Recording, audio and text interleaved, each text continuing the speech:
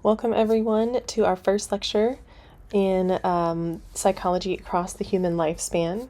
We'll be doing an introduction before we take any deep dives. And so I'd like to share that I begin each lecture with a moment of Black excellence in order to expose you, the student, about stories that we don't typically hear of in our culture, in our society. And that's not because they aren't happening, it's because we aren't being exposed to them. So I like to shout out moments of Black excellence so that we are exposed and inspired to be excellent in our own lives. This moment goes out to Getty Images for creating a grant and giving money away, specifically to preserve historically Black colleges and universities, HBCUs, visual history. And so I know I certainly am inspired by people who I share culture with, learning and receiving education. And that certainly set the stage in, the human lifespan. Speaking of lifespan development, I can only live for so many years. Maybe I get 100, but humans have lived before that. And so I like to know that before my lifespan even started, there were humans who were going to school, learning, and figuring out how do we help improve society. So that's why we're here, to understand psychology and how we can change, how we do change, and how we can change given our lifespan. So shout out to HBCU Visual History, exposing us and using the history to develop and evolve and move forward into history of developmental psychology, specifically theory and research strategies. So this will be chapter 1 of our textbook, and at the bottom you'll see the main topics that I'll be discussing, starting with an introduction. Developmental science means that we are studying constancy and change throughout the lifespan. This field is scientific in nature. We can also apply it, and it has many different parts. It's not only biology. It's not only genetics. It's not only, those are very similar. It's not only biology. It's not only environment. It's not only social factors. It's not only emotional factors. They're all talking to each other. When we think about theory, we think of explaining the chaos by bringing it some order. Theory is an orderly, integrated set of statements that describes behavior, explains behavior, and predicts behavior. And I'm actually going to show a slide that I used to teach a different psychology class called cultural psychology. I thought this was really helpful. The 4 goals of psychology as an umbrella field are to first describe what's happening. What is happening is the question we use. Then we explain behavior. The 4 goals of psychology is to describe behavior. We ask what is happening. Then to explain behavior, we ask why is it happening? And when we are interested in future behavior, predicting behavior, then we ask, will it happen again? And psychologists are interested in this because we ultimately want to control behavior, asking, will it happen again? And if so, how can it be changed? And as you can see, this is a person in the medical field. When we say control behavior, meaning like, how do we control healthcare, or how do we control our ability to be healthy? So not control behavior like mind control it, but more so control behavior as in control our healthy livings. There are 3 basic issues in development that we want to know. Do we develop in a continuous fashion, or is it discontinuous? Do we have one course of development, or are there many? And what is the relative influence of nature and nurture? So let's dive in. When I say is development continuous, I mean, is it happening all the time? And there's no set markers, no set milestones, or is it discontinuous where there are clear and set milestones, where this age is Very different than the very next age. When we look at development, we have to look at the whole picture, at the context. There's a unique combination of personal and environmental circumstances that can result in different paths of change.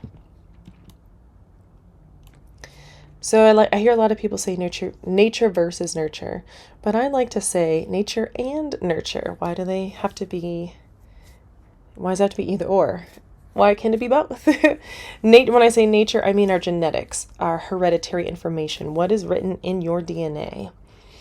You're not in control of your nature. You receive it from your parents at conception. Can't choose your parents.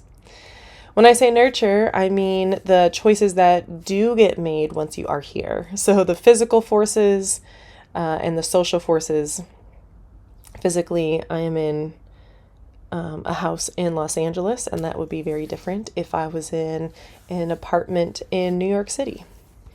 That would have changed my development as a person. I'll tell you that.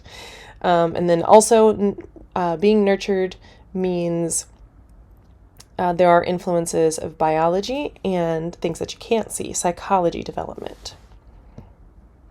So nature you could see under a microscope, and nurture is more invisible. These two terms are important in our understanding of basic issues in the human lifespan development. When I say stability, stability refers to the persistence of individual differences and lifelong patterns established by early experiences. Plasticity is, you guessed it, a little bit more opposite. Development is open to lifelong change. Change occurs based on influential experiences. So we have some patterns that are established early on, and then we're also open to change based off of what's happening in our context, what's happening in our environment, in a given place at any given time. A lifespan perspective means that development is lifelong. There is not one way to develop as a human. It is multidimensional and multidirectional. Sometimes I seem to meet people who are developing backwards. Development is also highly plastic. Development can change. It's not necessarily rigid and, oh, that means you're 16? That means you know how to drive. No, that's not true. It's changeable depending on where you are, what place, what time. It's also influenced by multiple interacting forces. Humans are complex creatures, and so the way that we view our own selves and our development trajectory is, of course, as complex. There are some influences on our development that we know for sure. Even though there are lots of factors, they're not all mysterious, chaotic factors. We know for sure that age-related factors influence our development, our age, our history, of course, and non-normative, things that are not normal, things that we didn't think to account for. There are periods of development, and that's how our book is broken into. We have conception to birth, then 2 years, 2 to 6, 6 to 11, and so on and so forth. As you can see, childhood has early and middle, and I would call adolescence, maybe you could call it late childhood, but we don't call it that. We call it adolescence. So childhood is basically broken up into 3 stages. Adulthood is broken up into 3 stages. And there are also domains of development. So we have a age-based development and domain-based development. Domain meaning the physical aspects, cognitive or intellectual, and emotional and social, which I'm calling socio-emotional because I'm combining the 2 words.